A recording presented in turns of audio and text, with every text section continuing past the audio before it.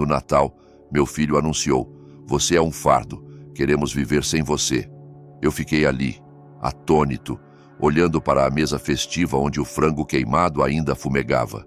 Meu erro, aquelas palavras me atingiram como uma faca, porque eu tinha dado tudo por eles, minha casa, meu negócio, anos da minha vida. Mas aquele momento não foi o fim, mas o início. Eles pensaram que tinham se livrado do fardo, mas não faziam ideia das terríveis consequências que os aguardavam. Antes de continuarmos, por favor, inscreva-se no canal e nos diga nos comentários de onde você está ouvindo. Eu deveria ter percebido que algo estava errado quando Helena mal ergueu os olhos do celular ao eu entrar na cozinha. A música de Natal ecoava da sala de estar. Noite Feliz, tocando baixinho pelos alto-falantes. Eu os tinha comprado no ano passado. A mesa da sala de jantar reluzia com a louça da avó, ornamentos vermelhos e dourados captando a luz do lustre. Tudo parecia perfeito. Perfeito demais. "Precisa de ajuda com algo?" Eu perguntei, arregaçando as mangas. A cozinha cheirava a canela e sálvia, especiarias natalinas que geralmente me faziam sentir em casa. Hoje, elas pareciam estranhas. "Só fique de olho no frango", Helena murmurou, sem me olhar. "O timer vai apitar em 20 minutos." Eu assenti, grato por algo útil para fazer. Os últimos meses tinham sido difíceis, pisando em ovos, tentando não atrapalhar na casa que eu havia ajudado a comprar. Mas era Natal, tempo de família. Certamente as coisas seriam diferentes hoje. O apito estridente do timer me tirou dos pensamentos. Eu estava olhando a neve cair lá fora, lembrando de outros natais quando Lucas era pequeno, quando ele irrompia na cozinha perguntando se o Papai Noel já tinha chegado. Quando abri a porta do forno, uma fumaça preta saiu como um aviso. Oh não! Oh não! Eu peguei a assadeira, mas era tarde demais. O frango estava ali, enegrecido e arruinado, parecendo algo de um filme de desastre. O detector de fumaça começou a soar seu alarme estridente. A voz de João cortou o caos. "O que você fez?" "Sinto muito, Eu me atrapalhei com a assadeira fumegante, tentando salvar algo, qualquer coisa. Talvez possamos cortar as partes queimadas." O rosto dela ficou frio, não zangado. Frio. Ótimo. Simplesmente ótimo. Lucas apareceu na porta, sua expressão mudando de curiosidade para nojo em segundos. "Sério? Você queimou o jantar de Natal?" "Eu posso consertar isso", eu disse, minha voz falhando. "Vou comprar outro frango ou podemos pedir algo?" "Não." A voz de Lucas era monótona. "Apenas não." Nós nos sentamos à bela mesa mesmo assim, os restos carbonizados do frango como uma peça central de fracasso. Eu continuei pedindo desculpas, tentando fazer piadas sobre minhas habilidades culinárias, mas o silêncio ficava mais denso a cada minuto. Helena bicava suas batatas amassadas. Lucas olhava para o prato como se ele o tivesse ofendido pessoalmente. "Esse frango queimado", Lucas disse finalmente, sua voz carregando o peso de algo muito maior que carne estragada, "é só a gota d'água." Minha garfo tremia na mão. "Lucas, você se tornou um fardo para nós."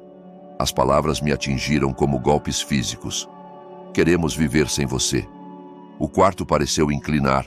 A música de Natal ainda tocava ao fundo, alegria ao mundo, mas as palavras pareciam uma zombaria. Eu olhei para Helena esperando algum sinal de desacordo, mas ela assentiu junto com a declaração dele. "Isso mesmo", ela disse, sua voz firme como gelo. "Precisamos do nosso espaço, nossa privacidade. Somos adultos e não deveríamos ter que cuidar de você." Cuidar de mim? Eu tinha vendido meu negócio, minha casa, dado tudo para que eles tivessem essa vida perfeita. E agora eu era o fardo? "Eu não entendo", eu sussurrei, minha voz mal audível acima dos alegres cânticos. Eu pensei que éramos família." A risada de Lucas foi amarga. "Família não significa que temos que sacrificar nossa felicidade pela sua." Eu fiquei ali, garfo suspenso no meio do caminho para a boca, vendo-os comer como se tivessem acabado de discutir o clima. As luzes da árvore de Natal piscavam na sala ao lado, todos aqueles presentes embaixo, embrulhados em papel brilhante e fitas. Eu tinha comprado a maioria deles. O frango queimado esfriou no meu prato enquanto Noite Feliz tocava de novo, as palavras sagradas flutuando no ar espesso de traição. Eu me encontrei no meu quarto sem lembrar como cheguei lá. A casa ficou quieta, exceto pelos sons abafados de pratos tilintando lá embaixo. Lucas e Helena estavam limpando, suas vozes baixas e casuais, como se não tivessem acabado de destruir meu mundo durante o jantar. Na minha mesa de cabeceira estava uma foto emoldurada de 3 anos atrás, a festa de inauguração da casa de Lucas. Estávamos todos sorrindo, braços ao redor uns dos outros, taças de champanhe erguidas. Eu parecia tão orgulhoso naquela foto, tão certo de que tinha feito a escolha certa. O homem naquela foto não fazia ideia do que viria. Eu construía Construções Oliveira do nada. Passei 40 anos transformando-a em algo substancial. Quando Lucas ligou naquela primavera de 2021, voz tensa de frustração sobre os preços dos imóveis, eu não hesitei, nem por um segundo. Pai, encontramos a casa perfeita, ele disse, mas o mercado está louco. Precisamos de 2 milhões de reais e estamos faltando 900 mil reais. Eu me lembro de estar sentado no meu escritório, olhando o logotipo da empresa na parede. Construções Oliveira, fundada em 1981. Construída para durar, construída para prover. Liguei para meu advogado naquela tarde. Você tem certeza disso? José perguntou, revisando os documentos de venda. Isso é o trabalho da sua vida, João. Meu filho é o trabalho da minha vida, eu respondi. Aqueles primeiros meses morando com eles foram bons. Lucas pedia minha opinião sobre melhorias na casa e eu me sentia útil de novo. Helena me convidava para ajudar nas compras de supermercado e ríamos dos hábitos alimentares terríveis de Lucas. Eu tinha um propósito, um lugar. Mas devagar, as coisas mudaram. Minhas sugestões viraram interrupções. Minhas histórias viraram divagações chatas. Minha presença virou inconveniência. João, estamos tendo amigos hoje à noite, Helena diria sem me olhar direito. Talvez você possa encontrar algo para fazer. Comecei a tomar café da manhã às 6 em vez de 7, antes deles descerem. Fazia longas caminhadas pelo bairro, matando tempo até me sentir seguro para voltar para casa. Desenvolvi uma rotina inteira projetada para me tornar invisível na casa que ajudei a comprar. A foto parecia me zombar. Agora, aquele homem confiante que vendeu tudo para ajudar o filho, o que ele pensaria de mim agora? Escondido no quarto como um hóspede indesejado, eu podia ouvi-los conversando lá embaixo, suas vozes misturadas com o som de água correndo. Estavam discutindo sobre mim, planejando o próximo passo, ou já tinham esquecido da cena no jantar, seguindo com suas vidas? Enquanto eu ficava aqui em cima, afogado em memórias, peguei outra foto. Lucas, quando menino, talvez 8 anos, usando um capacete em um dos meus canteiros de obra. Ele estava tão orgulhoso de estar lá, tão animado para ajudar o papai a construir casas. Para onde foi aquele menininho? A casa rangia ao meu redor, se acomodando na noite. Olhei o relógio. 11h47 da noite. O Natal oficialmente acabou. Eu deveria tentar dormir esperando que amanhã trouxesse um pedido de desculpas, alguma explicação, alguma forma de consertar isso. Mas ao me deitar, ainda com meu suéter de Natal, ouvi algo que apertou meu peito. Risadas. Lucas e Helena estavam rindo de algo lá embaixo, suas vozes leves e despreocupadas. O som subia pelo piso como uma faca, cortando qualquer esperança que eu tivesse conseguido manter.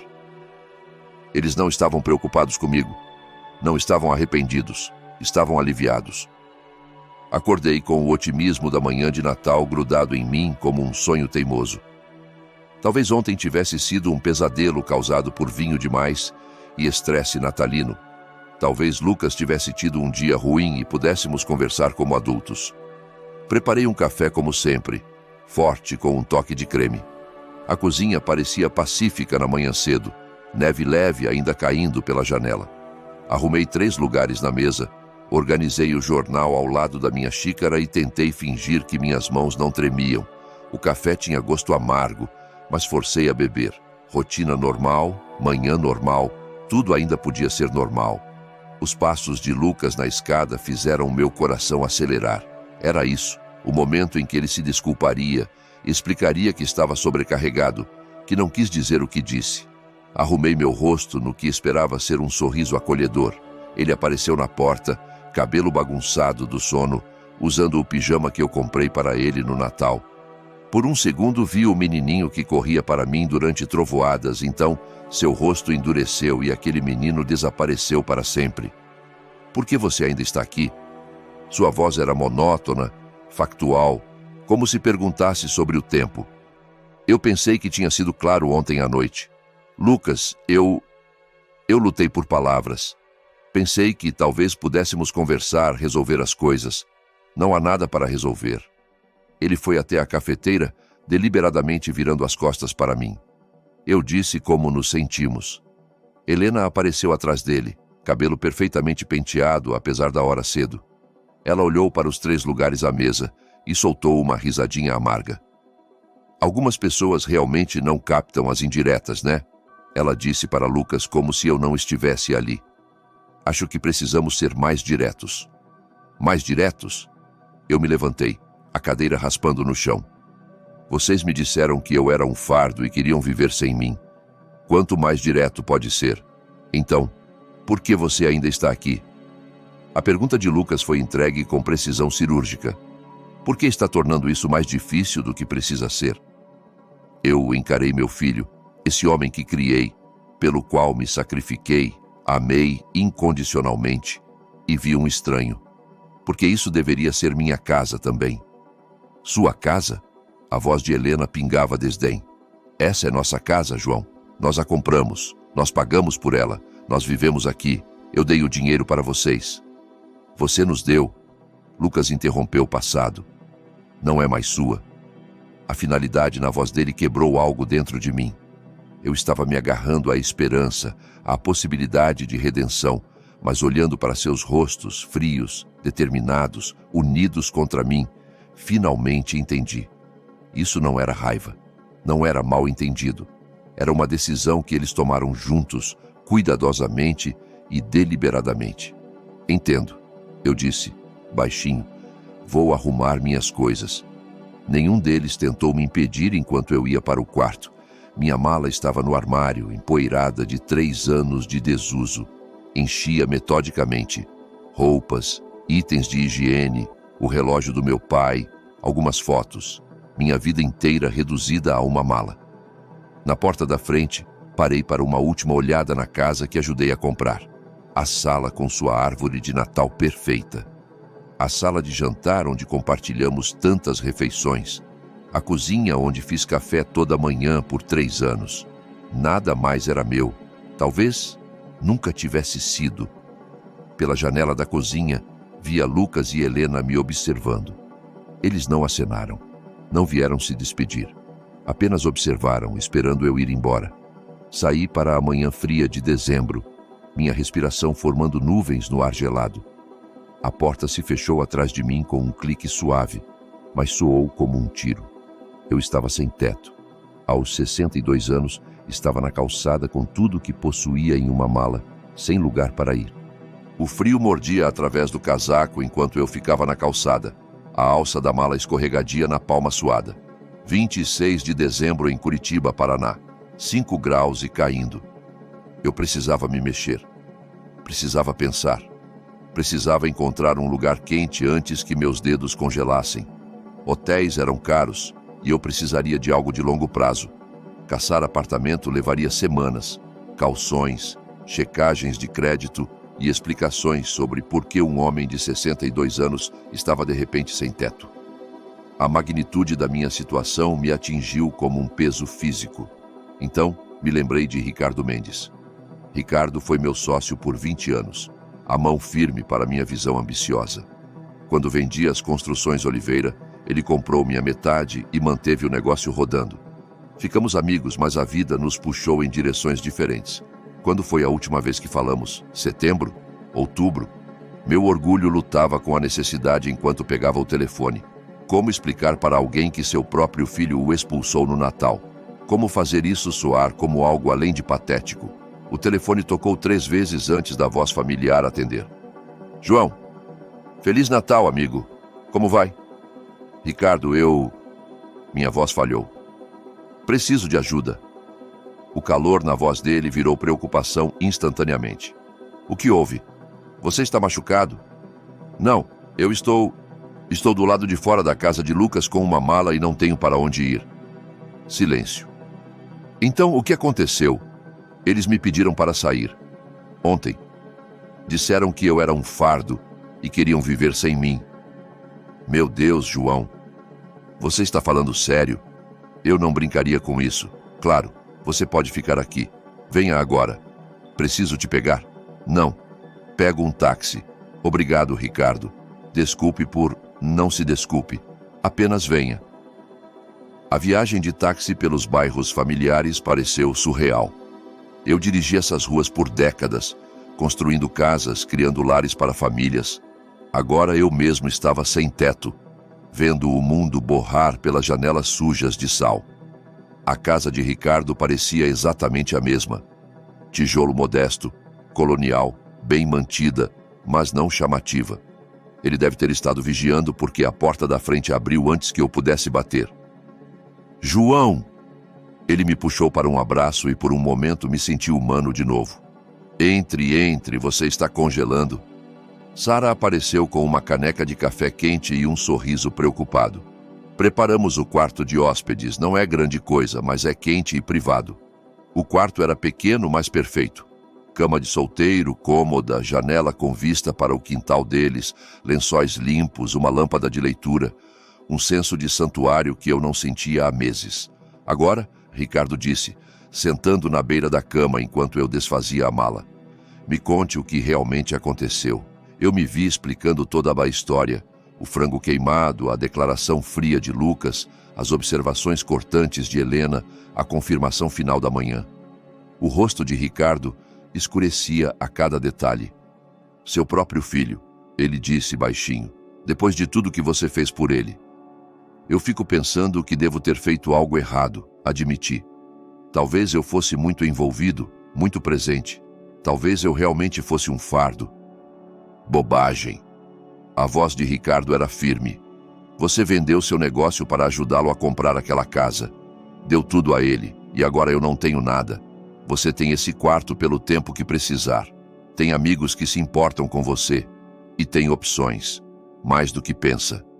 Eu me sentei na cama, sentindo o colchão macio debaixo de mim, olhando ao redor do espaço simples, mas acolhedor. Pela primeira vez desde o jantar de Natal, eu podia respirar sem sentir como se meu peito estivesse sendo esmagado. Pela janela, via o quintal de Ricardo, o deck que construímos juntos 15 anos atrás, o jardim onde Sara plantava tomates todo verão. Vida normal continuando enquanto a minha explodia em pedaços, mas eu estava seguro agora, temporariamente talvez, mas seguro. O quarto de hóspedes parecia um santuário enquanto eu colocava com cuidado cada item da mala na cômoda de madeira. O relógio de bolso do meu pai foi para a mesa de cabeceira, seu peso familiar na palma da mão, um conforto que eu desesperadamente precisava. As fotos encontraram lugar ao lado. Lucas bebê, seu primeiro dia de escola, sua formatura na faculdade. Memórias de tempos melhores quando o amor fluía nos dois sentidos. Minhas roupas ainda carregavam o cheiro da casa de Lucas. Aquele amaciante caro que Helena insistia em comprar, mesmo agora expulso e esquecido, eu estava cercado por lembretes da vida que perdi. Meu telefone vibrou contra a cômoda. Alerta de pagamento automático, R$ 449,95 cobrados na conta, terminando em 4.762. Vivo Internet Serviços, conta de Lucas Oliveira. Eu encarei a tela lendo a notificação 2, 3 vezes. O valor, o serviço, o nome de Lucas. A realização me atingiu como um golpe físico. Eu me afundei na beira da cama, telefone tremendo nas mãos. Eles me expulsaram, me chamaram de fardo, me fizeram sentir como lixo, mas esperavam que eu continuasse pagando por seu estilo de vida confortável. Minha mente começou a catalogar os pagamentos automáticos que configurei 3 anos atrás para ajudá-los a se estabelecerem. Vivo Internet, R$ 449,95. Sky Premium, R$ 674,50. Sistema de segurança Brinks, R$ 335. Netflix, Globoplay, Amazon Prime, R$ 229,90 combinados. Seguro residencial Porto Seguro, R$ 945. Auxílio de utilidades, R$ 625. Quase R$ 9.000 todo mês por 3 anos. Abri o app do banco com dedos que não mais tremiam. Tremiam com propósito agora. A seção de pagamentos automáticos mostrava a lista condenatória. 12 serviços diferentes, todos para o endereço de Lucas.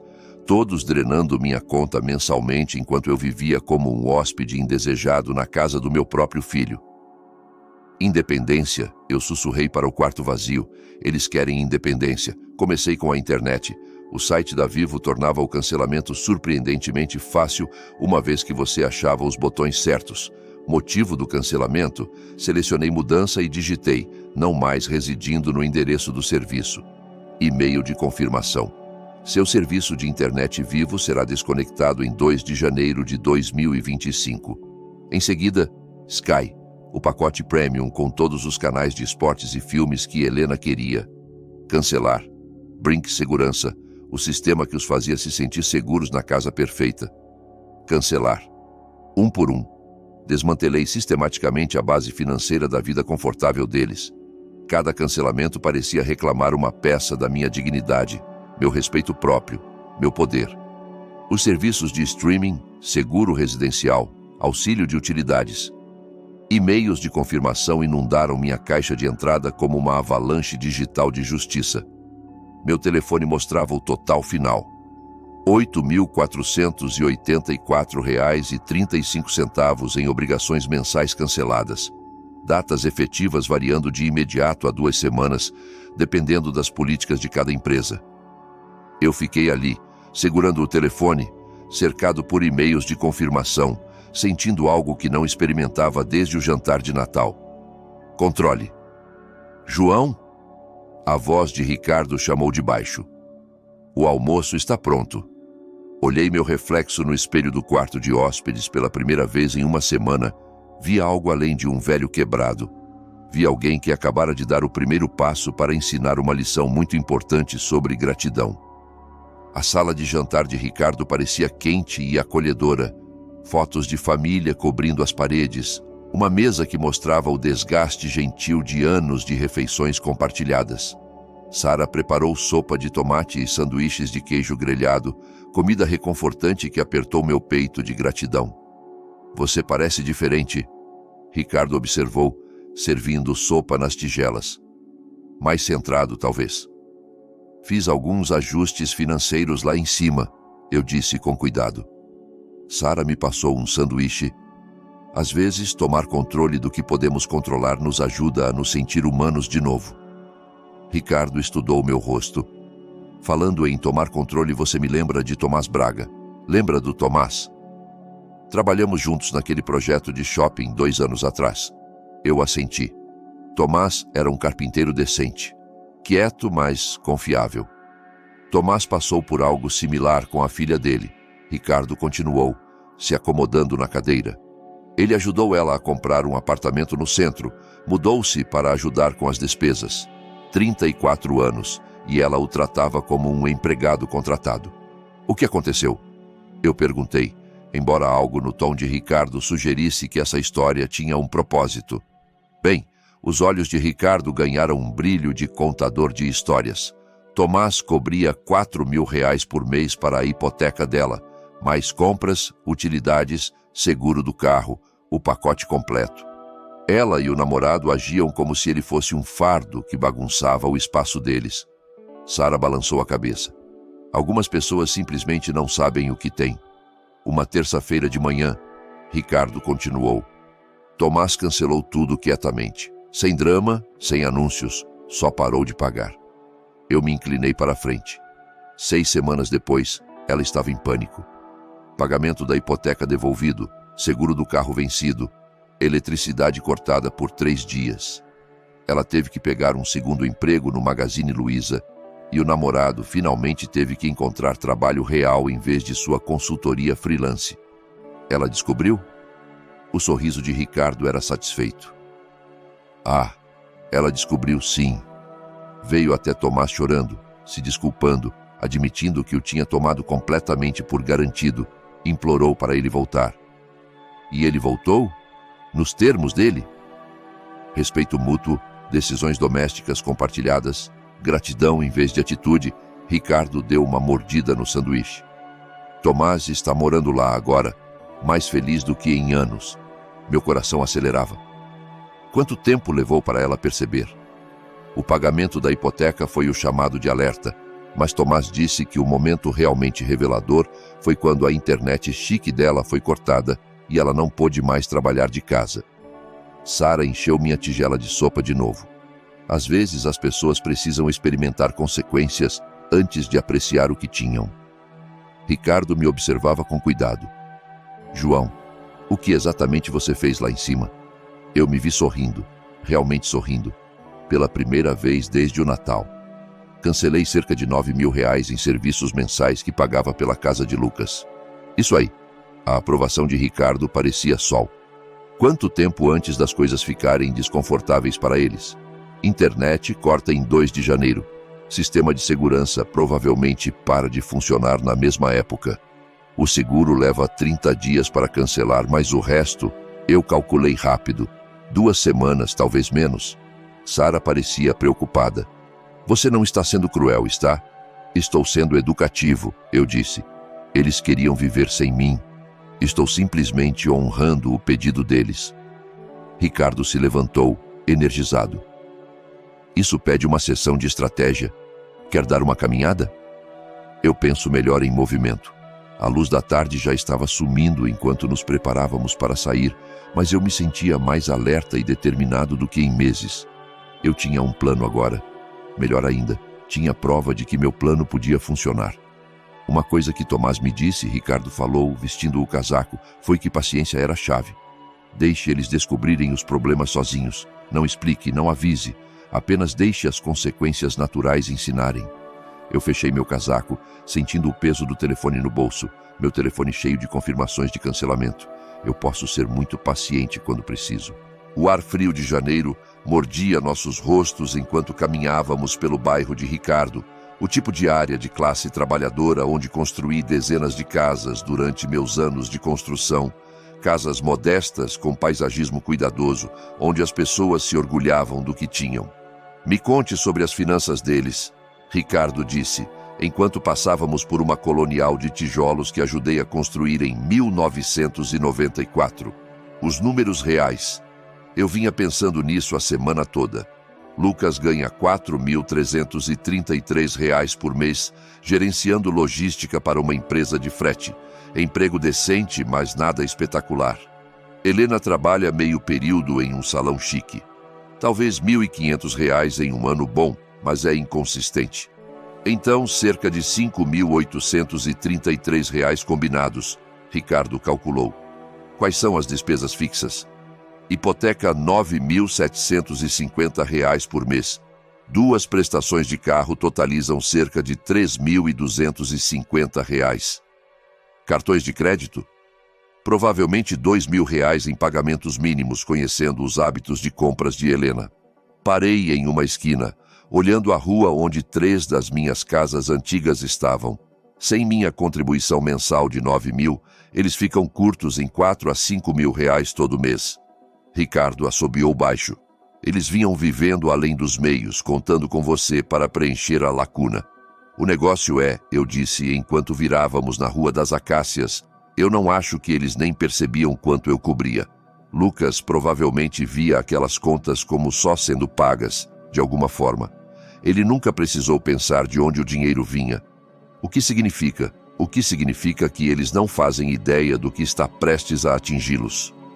Caminhamos passando por uma casa onde instalei armários personalizados 20 anos atrás. Dona Maria ainda morava lá, a luz da sala dela quente contra a escuridão do inverno. Pessoas normais, vivendo vidas normais, apreciando o que tinham. Me passe o cronograma, Ricardo disse, Internet corta em 2 de janeiro, isso é quinta que vem. Período de graça de 10 dias terminou ontem, então eles acordarão desconectados. Sistema de segurança provavelmente escurece no mesmo dia. Serviços de streaming, eu chequei o telefone. Aqueles acabam hoje à meia-noite. Quanto tempo antes de ligarem para você? Lucas vai ligar assim que a internet cair. Ele trabalha de casa às sextas e vai entrar em pânico quando não puder logar. Senti uma satisfação sombria imaginando a confusão dele. Helena vai enlouquecer quando a Netflix parar de funcionar. Ricardo riu. E você sabe todas as informações das contas deles? Eu configurei tudo 3 anos atrás. Números de conta, ciclos de faturamento, provedores de serviço. Conheço a vida digital deles melhor do que eles. Havíamos caminhado um circuito completo pelo bairro, passando por casas que representavam décadas do meu trabalho, minha contribuição para essa comunidade. Cada uma me lembrava que construía algo valioso, que tinha valor além do que Lucas e Helena escolhiam ver. João, Ricardo disse ao nos aproximarmos da varanda dele. O que você está fazendo não é cruel. Você está ensinando a diferença entre independência e dependência. Eu fico me dizendo isso. É verdade. Eles exigem independência enquanto permanecem completamente dependentes do seu apoio financeiro. Isso não é independência. Isso é querer o bolo e comê-lo também. A luz da varanda lançava um brilho quente enquanto subíamos os degraus. Eu me sentia mais calmo do que em meses, mais claro sobre meu propósito. Isso não era sobre vingança, era sobre educação, sobre consequências, sobre respeito. Meu telefone tocou exatamente quando Ricardo alcançou a porta da frente. O nome de Lucas apareceu na tela. Olhei para Ricardo, que ergueu uma sobrancelha. Faz só uma semana. Serviços ainda não foram cortados. Talvez ele esteja ligando para se desculpar, eu disse, embora não acreditasse. Ou talvez porque algo mais deu errado e ele precisa do papai para consertar.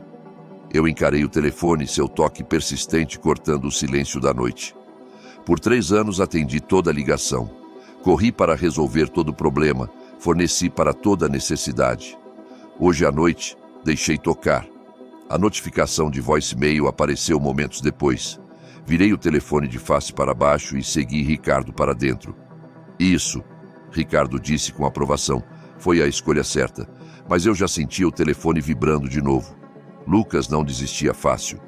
Uma semana depois eu estava à mesa da cozinha de Ricardo com meu café da manhã e o jornal Curitiba em Foco, me sentindo mais pacífico do que em meses.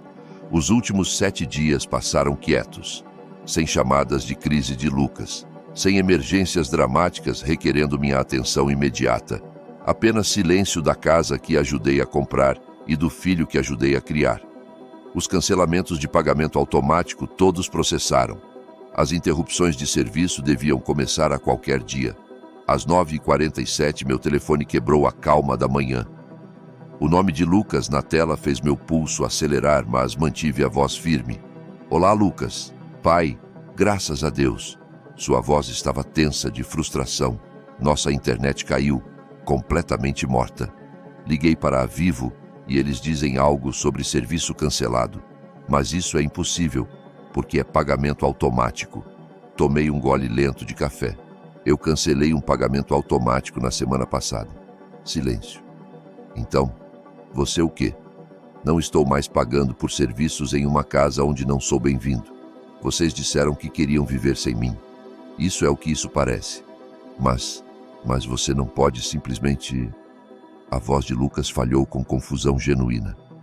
Eu não sabia que você pagava pela internet. Pensei que saía da nossa conta. A inocência na voz dele poderia ser tocante se não fosse tão reveladora. 3 anos de pagamentos automáticos. E ele nunca questionou de onde o dinheiro vinha. Você nunca perguntou, eu disse simplesmente. Nós vamos consertar. Liga de volta e restaura o serviço. Eu trabalho de casa hoje e Helena tem clientes ligando. Não. A palavra pairou no ar, como uma coisa física. O que você quer dizer com não? Quero dizer que não vou pagar pela internet de vocês mais. Vocês são adultos que queriam independência. Estou dando exatamente o que pediram. Ouvi a voz de Helena ao fundo, alta e agitada. Diga a ele que o sistema de segurança também não está funcionando. O painel só pisca vermelho. O sistema de segurança também? A voz de Lucas subiu uma oitava. Pai, você não pode nos deixar sem proteção. Não estou deixando vocês sem nada. Simplesmente não estou mais fornecendo coisas que vocês podem pagar sozinhos, mas não temos dinheiro para tudo isso. Você sabe o quanto a internet é cara. E sistemas de segurança? Ali estava. A verdade que ele nunca se permitiu encarar. Então, talvez, eu disse calmamente, vocês devessem ter pensado nisso antes de decidirem que eu era um fardo. Helena pegou o telefone. Ouvi a troca, o tropeço. Então, sua voz afiada. João, isso é ridículo. Você não pode cortar serviços essenciais. Posso, e fiz. O que mais você cancelou? Sua voz ficava mais estridente. O que mais você está segurando como refém? Não estou segurando nada como refém, Helena. Simplesmente parei de pagar por serviços em uma casa onde não moro mais. Mas você tem que entender nossa situação. O salário de Lucas não cobre tudo e meu trabalho é sazonal. Então vocês têm um problema para resolver. Lucas pegou o telefone de volta. Olha, pai, talvez possamos arranjar algo. Talvez, se você se mudar de volta, pudéssemos discutir regras básicas. Regras básicas? Eu quase ri. Você quer dizer, como a regra básica onde eu pago todas as contas de vocês enquanto me tratam como lixo? Não é... Nós não quisemos. Vocês quiseram exatamente o que disseram, Lucas. Vocês me chamaram de fardo. Disseram que queriam viver sem mim. Estou simplesmente honrando seus desejos.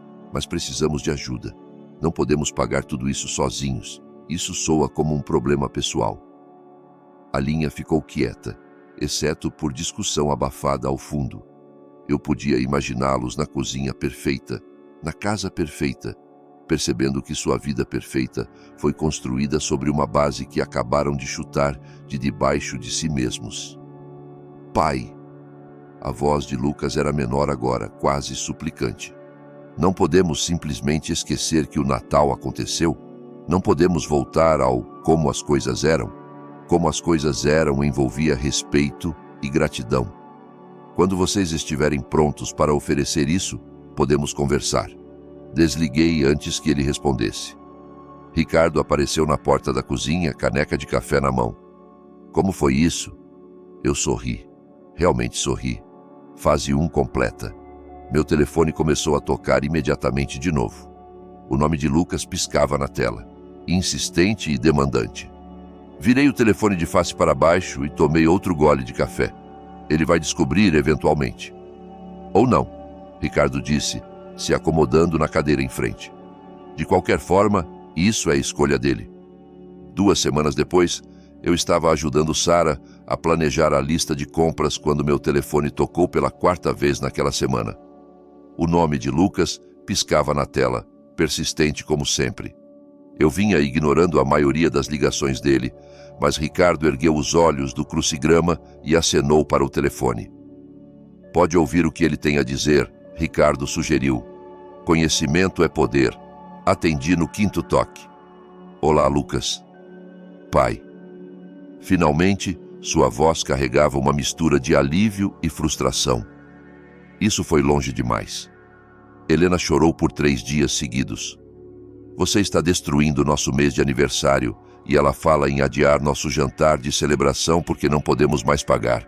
Seu aniversário é responsabilidade de vocês planejar e financiar, mas não podemos. Você não entende? A TV a cabo foi cortada bem no meio da temporada de playoffs. O sistema de segurança está fora há 2 semanas e Helena tem medo de ficar sozinha em casa. Temos avisos de advertência da companhia de eletricidade do departamento de água.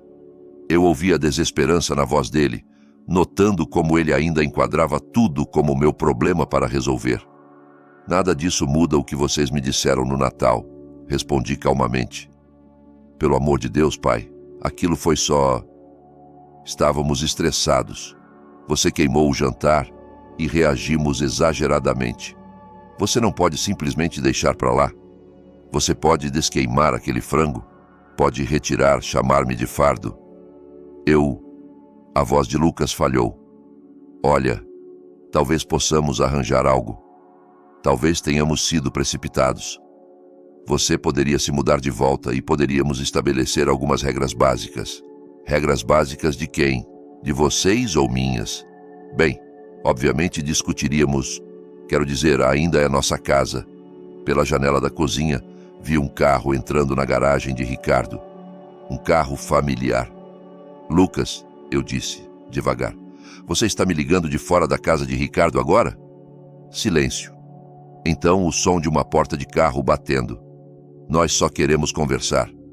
Pai, cara a cara. A campainha tocou. Ricardo ergueu uma sobrancelha e foi para a porta da frente, mas eu gesticulei para esperar. Então vocês pensaram em me emboscar? Não é uma emboscada. Só precisamos resolver isso antes de perdermos tudo. Desliguei e fui para a porta da frente. Ricardo ao meu lado.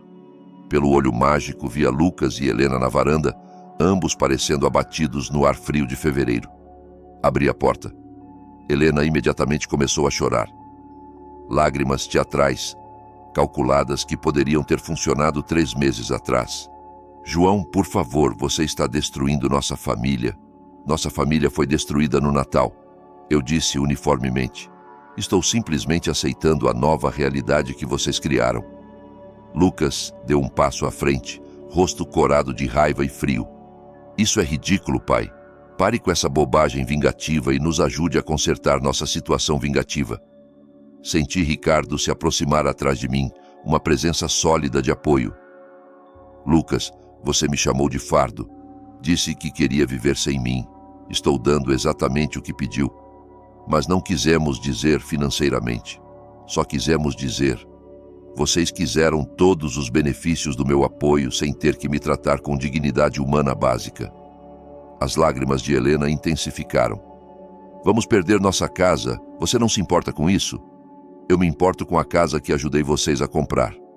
Mas parou de ser minha preocupação quando vocês deixaram claro que eu não era bem-vindo nela. Ricardo pigarreou. Pessoal, está 5 graus aqui fora. Se quiserem continuar essa conversa, são bem-vindos para entrar onde está quente. A mandíbula de Lucas apertou. Não precisamos de caridade de estranhos. Ricardo não é estranho, eu disse. É um amigo que me trata com respeito. Vocês podem querer aprender com o exemplo dele. Helena olhou entre Lucas e eu, suas lágrimas calculadas dando lugar à frustração genuína. O que você quer de nós? O que vai levar? Um pedido de desculpas seria um começo. Um real. Reconhecimento de como me trataram e compromisso de mudar. Tá bom. Lucas explodiu. Desculpe, tá? Agora você vai nos ajudar? Isso não é um pedido de desculpas, Lucas. Isso é uma transação. Eles ficaram ali no frio, percebendo que suas táticas de manipulação não funcionavam. A raiva intitulada de Lucas, as lágrimas de crocodilo de Helena, a tentativa de emboscada. Nada disso me movia. Essa conversa acabou. Lucas disse finalmente. Vamos, Helena. Eles viraram e voltaram para o carro, braço de Lucas ao redor dos ombros de Helena, em uma exibição de unidade que parecia ensaiada. Ao alcançarem o veículo, notei algo branco enfiado debaixo do limpador de para-brisa, algo que eles ainda não viram, um aviso de execução hipotecária. Eu não disse nada enquanto eles partiam, sua crise acelerando além do que eles percebiam. 3 semanas depois, eu estava curtindo meu café da manhã na seção financeira do jornal, quando um número local desconhecido apareceu no telefone. Aprendi a ser cauteloso. Lucas e Helena começaram a usar telefones diferentes depois que parei de atender o número regular de Lucas. João Oliveira, atendi com cuidado. João, graças a Deus. A voz de Helena era tensa de pânico. Nada da doçura calculada usual. Sou eu. Estou ligando do trabalho porque Lucas... Porque nós... Respire fundo, Helena. O que há de errado? Tudo está errado. Sua voz falhou com angústia genuína. Recebemos os papéis de execução hipotecária. Oficiais. O banco quer 17 mil reais em pagamentos atrasados em 30 dias, ou eles tomam a casa. Senti uma pontada de algo.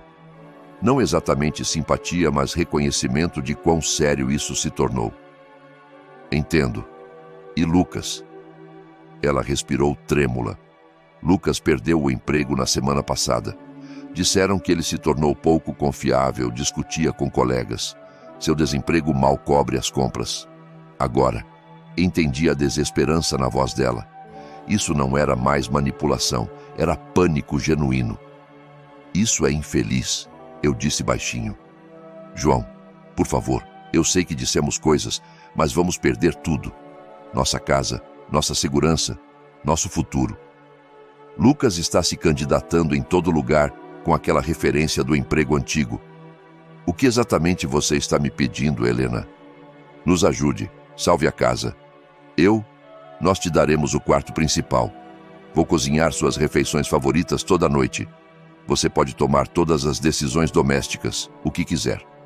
Por um momento, senti o velho instinto de correr e consertar tudo, mas a história de Tomás Braga ecoou na minha mente, junto com a sabedoria de Ricardo sobre consequências e respeito.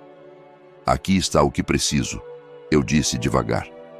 Um pedido de desculpas genuíno de Lucas. Não desculpe, ou desculpe você se sentiu assim. Um reconhecimento real do que ele disse e como me tratou. Ok, sim, ele pode fazer isso.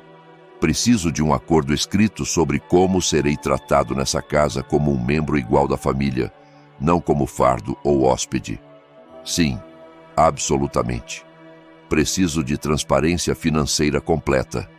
Quero ver o orçamento de vocês, dívidas, renda. Se eu contribuir para essa casa, tenho voz em como o dinheiro é gasto. Silêncio do outro lado. Então, João, isso parece invasivo. Invasivo? Eu quase ri. Helena, você está me pedindo para salvar a casa de vocês. Acho que tenho direito de saber para onde meu dinheiro iria. Mas nossa privacidade? Sua privacidade foi perdida quando decidiram me tratar como lixo, enquanto esperavam que eu financiasse o estilo de vida de vocês. Eu podia ouvi-la respirando pesado, lutando com a realidade de que não podia ter as duas coisas, e haveria um período probatório. Continuei. Eu ajudo com essa crise imediata, mas suporte futuro depende de como vocês se comportam. Mais um incidente como o Natal, e acabo permanentemente. Isso é, esses termos são realmente controladores, João. Esses termos são respeitosos, o que é mais do que recebi de qualquer um de vocês. Mas não temos tempo para negociações. O prazo da execução é em 4 semanas. Então, é melhor começarem a trabalhar nesse pedido de desculpas. A linha ficou quieta, exceto pelo barulho do salão ao fundo. Secadores, conversa, vida normal continuando enquanto o mundo de Helena desmoronava. Você sabe o que os vizinhos estão dizendo? Ela disse de repente, voz amarga. Dona Patrícia perguntou por que o caminhão da empresa de segurança não veio. Os Hendersons notaram que o serviço de jardim parou. Todo mundo vê o carro de Lucas na garagem o dia todo porque ele não tem emprego para ir. Embaraçoso, concordei. Essa é nossa vida, João. Nossa reputação, nossa posição na comunidade. Então talvez vocês devessem ter pensado nisso antes de destruir nosso relacionamento familiar. Você realmente vai nos deixar perder tudo por sentimentos feridos. Vou deixar vocês experimentarem as consequências de suas escolhas. Há uma diferença. Ela desligou sem outra palavra. Eu fiquei ali, segurando o telefone e olhando pela janela da cozinha de Ricardo para o quintal coberto de neve. Parte de mim sentia pena deles. Nunca pretendi que Lucas perdesse o emprego. Mas uma parte maior reconhecia isso como exatamente o que precisavam. Uma compreensão clara de como o mundo real funciona quando você não tem alguém cobrindo seus erros. Ricardo entrou na cozinha, caneca de café na mão. Isso soou intenso. Eles estão prestes a perder a casa. Eu disse, Lucas perdeu o emprego. A realidade está batendo forte. E como você se sente sobre isso? Considerei a pergunta honestamente como um professor vendo alunos aprenderem uma lição difícil, mas necessária. Ricardo sorriu e ergueu a caneca de café em uma pequena saudação. Tomás Braga ficaria orgulhoso. Uma semana depois, eu estava ajudando Ricardo a consertar uma seção de cerca no quintal dele, quando ouvi uma porta de carro bater na garagem. Ricardo e eu erguemos os olhos do trabalho e senti meu peito apertar ao ver Lucas se aproximando pelo portão. Ele parecia terrível, barbeado mal, usando uma camisa amassada que reconheci do dia de Natal. Círculos escuros sob os olhos como se não dormisse há semanas. Não era o homem arrogante que me expulsou, era alguém quebrado por circunstâncias que não podia controlar. Pai, ele disse baixinho, parando a alguns metros, sem demandas, sem acusações, só meu nome falado como uma pergunta. Ricardo se endireitou, martelo na mão. Vou ficar dentro se precisar de mim. João, não. Lucas disse rápido. Fique, por favor. Quero alguém para testemunhar isso. Larguei o poste da cerca que segurava. Testemunhar o quê? A mão de Lucas tremia ao puxar um papel amassado do bolso. O aviso de execução hipotecária. É final. 21 dias para pagar ou perdemos tudo. Onde está Helena? Foi embora. Sua voz falhou. Mudou-se para a casa da irmã há 3 dias. Disse que não ia assistir nossa vida desmoronar porque eu não conseguia consertar as coisas com você. Estudei o rosto do meu filho, vendo o cansaço, a derrota, a primeira emoção genuína que via dele desde a infância. Lucas, por que você está aqui? Porque preciso te dizer algo que devia ter dito meses atrás. Ele respirou trêmulo. Eu estava errado. Completamente, totalmente errado. Sobre o quê? Especificamente sobre te chamar de fardo, sobre te tratar como se você estivesse no nosso caminho, sobre pegar tudo que você fez por nós e agir como se fosse nada. Ricardo continuou trabalhando quieto, sua presença fornecendo a testemunha que Lucas pediu. Continue, eu disse. Venho tentando achar trabalho há 3 semanas. Sabe o que aprendi? Ninguém quer contratar alguém cujo último empregador diz que se tornou difícil e pouco confiável. Pensei que era tão importante naquela empresa, mas me substituíram em 2 dias. Lucas se sentou pesadamente na mesa de piquenique de Ricardo, parecendo mais velho que seus 35 anos. E as contas? Meu Deus, pai, nunca percebi quanto você cobria. Só o pagamento da casa é mais da metade do meu salário antigo, e então há seguro, utilidades, comida, gasolina, prestações do carro. Como você gerenciava tudo? Orçando com cuidado e priorizando o que importava. Eu nunca aprendi a fazer isso. Você sempre lidava com as coisas, fazia problemas desaparecerem. Ele me olhou com algo que não via há anos. Vulnerabilidade. Nunca apreciei o que isso significava até sumir. Me inclinei contra a cerca, esperando. Helena disse que eu devia engolir o orgulho e implorar para você voltar. Mas isso não é mais sobre orgulho, pai. Isso é sobre admitir que fui um filho terrível que tratou o homem mais generoso da sua vida como lixo. As palavras pairaram no ar frio entre nós. Ricardo parou de martelar ouvindo. Eu te chamei de fardo. Lucas continuou, voz ficando mais forte. Mas você nunca foi o fardo. Eu fui. Eu era um homem adulto que deixava o pai pagar pela sua vida enquanto o tratava como inconveniência. E agora? Agora sou um homem adulto prestes a perder a casa porque fui estúpido e intitulado demais para apreciar o que tinha. Estudei o rosto de Lucas, procurando sinais de manipulação, pelo remorso praticado que ouvi em conversas anteriores. Em vez disso, vi algo real. Vergonha, arrependimento e talvez o começo de compreensão genuína. O que você está me pedindo para fazer, Lucas?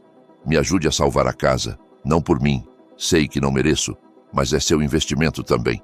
Você ajudou a comprar e eu joguei fora sua contribuição, junto com sua dignidade. E em troca, aceito seus termos. Todos eles. Transparência financeira, tratamento respeitoso, sua envolvência em decisões domésticas. O que você exigir? Por quanto tempo? Pelo tempo que levar para provar que aprendi algo desse desastre. Ricardo largou o martelo e olhou para nós dois. João, isso soa como um jovem pronto para reconquistar o que perdeu. Senti algo mudar dentro de mim. Não perdão exatamente, mas a possibilidade dele. 90 dias, eu disse finalmente. Um período de teste. Você demonstra mudança de comportamento e ajuda a evitar a execução. O alívio de Lucas era visível. O que preciso fazer primeiro? Me mostre o quadro financeiro completo. Toda dívida, toda conta, toda fonte de renda. Então veremos se essa casa é realmente salvável. E depois disso? Depois disso, você prova que entende a diferença entre ser meu filho e ser alguém que merece meu apoio. Lucas assentiu, se levantando da mesa de piquenique pela primeira vez em meses. Ele me olhou diretamente nos olhos. Obrigado, pai, por não desistir de mim completamente. Não me agradeça ainda, eu disse. Me agradeça em 90 dias, se você realmente mudou. Enquanto Lucas voltava para o carro, notei que seus ombros não estavam mais curvados em derrota. Carregavam o peso da responsabilidade em vez disso. Um fardo que ele finalmente estava pronto para carregar. 6 semanas depois, eu estava na porta do quarto principal, agora meu quarto, vendo Lucas e Helena arrumarem suas coisas no quarto menor no fim do corredor. A troca era simbólica, refletindo as novas dinâmicas que estabelecemos. Lucas manteve sua palavra todos os dias. Novo emprego, menor salário, mas com elogios do supervisor. Mostrava cada contra-cheque, conta e gasto. Helena voltou após 2 semanas, percebendo que Lucas estava comprometido. Embora ainda relutante, cumpria as regras. Lucas apareceu com a conta de luz, R$ 335 a menos. Revisei. Parte do acordo era eu ver tudo antes de ser pago, com veto sobre gastos acima de R$ 250. Também disse que Ricardo e Sara queriam vir jantar no domingo. Concordei e pedi que Helena fizesse o assado que eles gostavam. O antigo Lucas teria se irritado com o pedido. Esse apenas assentiu. Agora, ele entendia que respeito era recíproco. No jantar, minha cadeira estava na cabeceira. Discutimos o trabalho de Lucas e o orçamento da casa. Durante a sobremesa, ele falou sobre fazer um reconhecimento público. No sábado seguinte, com vizinhos presentes, Lucas agradeceu por eu não ter desistido dele, reconheceu seus erros e falou sobre a importância da gratidão e do respeito. Houve silêncio, depois aplausos. Dona Patrícia até chorou. Quando todos foram embora, sentei na minha poltrona favorita, observando Lucas e Helena limparem juntos, em paz. A diferença não estava só na casa ou nas contas, mas no respeito mútuo. Meu celular vibrou. Orgulhoso de você por ensinar sem destruir o relacionamento, escreveu Ricardo. Sorri. Justiça não é vingança, é paciência, limites firmes e permitir que as consequências falem por si. Cadeira e me permitiu um momento de satisfação profunda. Às vezes, a melhor vingança é simplesmente se recusar a aceitar ser tratado mal. Às vezes, justiça vem não de punição, mas de insistir em dignidade. A casa estava quieta agora, cheia dos sons confortáveis de uma família que aprendeu, finalmente, como valorizar o que tinha, e isso valia mais que qualquer vingança que eu pudesse planejar. Se você gostou dessa história, por favor, curta este vídeo, inscreva-se no canal e compartilhe suas impressões dessa história nos comentários. Para ouvir a próxima história, clique na caixa à esquerda. Obrigado por assistir.